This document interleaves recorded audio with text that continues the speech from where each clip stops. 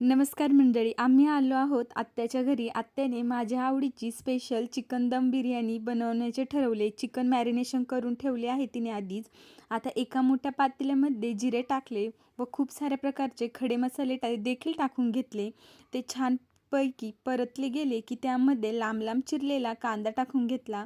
मिक्सरला टोमॅटो देखील बारीक करून घेतले. कांदा लवकर परतला जावा त्यासाठी 2 चमचे मीठ व लाल तिखट देखील टाकून घेतले. कांदा परतून झाला आहे. आता त्यामध्ये टोमॅटो बारीक केलेला टाकून घेतला, तो देखील मिक्स करून घेतला. मॅरिनेशनमध्ये अद्रक, लसूण, पुदिना, कोथिंबीरची पेस्ट, बिर्याणी मसाला, चिकन मसाला, मटन मसाला टाकला. आता सर्व मिक्स करून झाकून शिजवण्यासाठी बाजूला ठेवून देऊ. बाजूच्याच पातेल्यामध्ये पाणी गरम होण्यासाठी ठेवले आहे. पाणी गरम झाले की त्यामध्ये 2 चमचे मीठ, खडे मसाले, लिंबू व तेल टाकून घेतले. भिजत ठेवला होता तांदूळ बिर्याणीचा, तो देखील टाकून घेतला. तांदूळ देखील शिजून तयार झाला आहे. तो आता थंड होण्यासाठी बाजूला ठेवला आहे.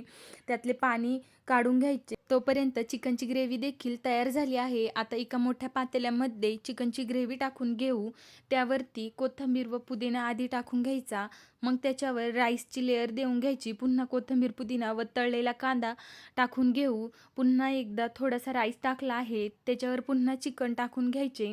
तुम्हाला आवडेल तसे तुम्ही लेयर्स देऊ शकता. इथे आत्तीने 3 लेयर्समध्ये चिकन टाकून घेतले आहे. बिर्याणीला दम देण्याच्या आधीच बिर्याणीचा खूप छान असा सुगंध सर्वकडे पसरला होता.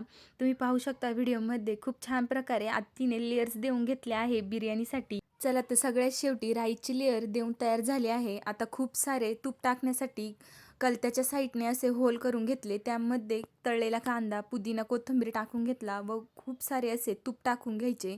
तुपामुळेच बिर्याणीला टेस्ट खूप छान येते. तुम्ही तेल देखील टाकू शकता, शक्यतो तूपच टाका. आता आत्तीने इकडे रोज वॉटर देखील टाकून घेतले आहे. आता फॉईल पेपरने असे दम देण्यासाठी पॅक करून घेतले आहे. फॉईल पेपर सर्व बाजूने. तवा गरम करून घेतला, त्याच्यावर दम देण्यासाठी टोप ठेवून दिला. 45 मिनिटं दम देऊन घ्यायची बिर्याणीला.